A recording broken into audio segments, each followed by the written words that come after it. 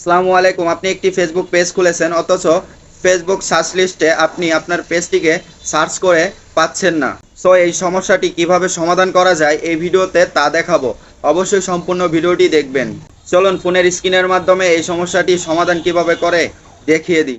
প্রথমে আপনারা আপনাদের ক্রোমে চলে যাবেন। ক্রোমে যাওয়ার পরে দেখেন আমার এখানে আমার ফেসবুক পেজটিকে লগ ইন করা আছে। আপনারাও ফেসবুক পেজটিকে লগ ইন করবেন। লগ ইন করার পরে দেখুন উপরে 3 লাইন ডট একটা আইকন আছে ডান পাশে, এইখানে চাপ দিবেন।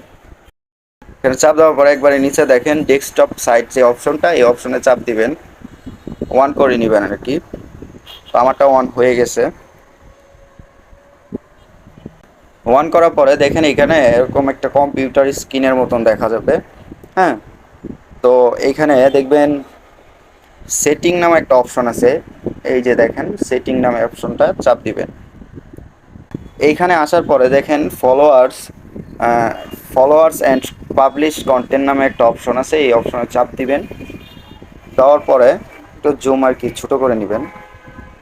দেখুন একদম নিচে ডান পাশে কান্ট্রি রেস্ট্রিকশন একটা নামে অপশন আছে, এইখানে চাপ দিবেন।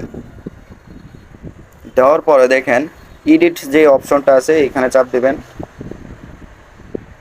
এইখানে যদি আপনার কোনো কান্ট্রি সিলেক্ট করা থাকে, যেমন কানাডা, হ্যাঁ, এগুলো যদি থাকে তাহলে অবশ্যই এইগুলাকে, এই যে দেখেন এখানে ক্রস চিহ্ন একটা আইকন আছে ছোট, এখানে চাপ দিয়ে কেটে দিবেন।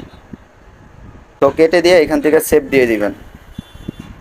দেখুন আরেকটি অপশন আছে এগ্রি রেস্ট্রিকশন, এই অপশনে চাপ দিবেন। চাপ দেওয়ার পরে সেমভাবে ওই যে এডিট অপশনে চাপ দিবেন।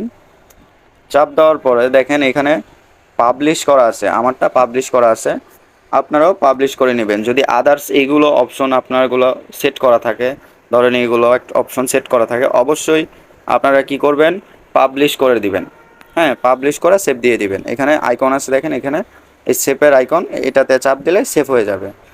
আরেকটি গুরুত্বপূর্ণ বিষয় হলো আপনার পেজটিকে সঠিক নিয়মে কাস্টমাইজ করা। কিভাবে একটি পেজকে সঠিক নিয়মে কাস্টমাইজ করা যায় তা নিয়ে যদি ভিডিও চান অবশ্যই কমেন্ট করে জানাবেন। আর ফেসবুক সম্পর্কে নতুন নতুন ইনফরমেশন ভিডিও পেতে বা ইম্পর্টেন্ট ভিডিও পেতে অবশ্যই আমার পেজটিকে ফলো দিয়ে রাখুন।